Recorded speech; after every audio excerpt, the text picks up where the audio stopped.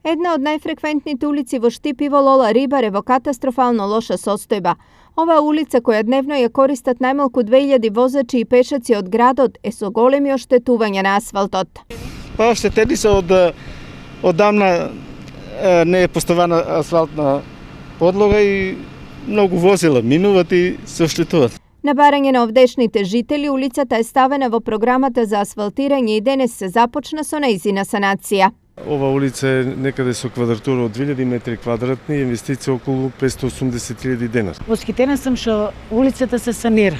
Ние имаме тука многу голем проблем со улицата.